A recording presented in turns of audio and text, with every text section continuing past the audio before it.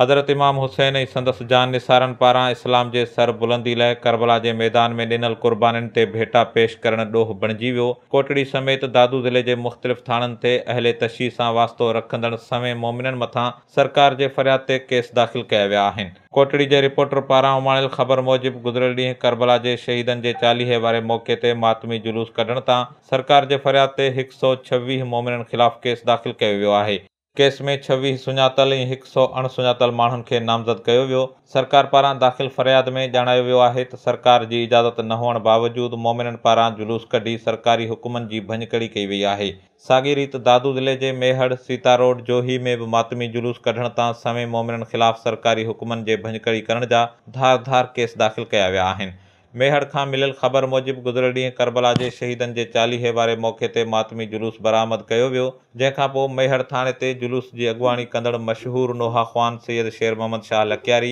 मौलाना Abid Ali अरफानी, doctor हिदायत अली खोसो, मोहम्मद इस्माइल मेहदी खोसो, अबूज़र बुघियो, बशीर हालो ऐं ग़ुलाम अब्बास जोए समेत 189 मोमिननि ख़िलाफ़ सरकारी हुकुमनि जी भञकड़ी करण जो केस दाख़िल कयो वियो आहे। सीता रोड जे रिपोर्टर पारां उमाणियल ख़बर मूजिबि करबला जे शहीदनि ऐं संदनि जान निसारनि जे शहादत जे 40 वारे मौक़े ते सीता रोड खां खैरपुर नाथन शाह ताईं मातमी जुलूस बरामद कयो वियो। मातमी जुलूस कढण तां सीता रोड पुलिस जुलूस जी अॻुवाणी कंदड़ मंज़ूर ख़ासकेली, सैयद मुंतज़िर मेहदी, तौफ़ीक़ कुरैशी ऐं काशिफ़ तूर समेत 20 खां वधीक मोमिननि मथां केस दाख़िल कयो वियो आहे। केस में ॼाणायो वियो आहे त अहले तशय्युह जे अॻुवाणनि मातमी जुलूस कढण लाइ रिवायती रूट अख़्तियार करण बदिरां नओं रस्तो अख़्तियार करे सरकारी हुकुमनि जी सरेआम भञकड़ी कई आहे, जॾहिं त सीता रोड थाणे ते केस दाख़िल थियण बावजूदि का बि गिरफ़्तारी अमल में अची न सघी। दादू जे तहलके जोही में बि ॻोठ ग़ुलाम हुसैन गाॾी खां मरकज़ी इमाम बारगाह जोही ताईं मातमी जुलूस बरामद कयो वियो, जंहिंखां पोइ जोही पुलिस सरकार जे फ़रियाद ते गुनाह नंबर 93 तहत मातमी जुलूस जे अॻुवाणी कंदड़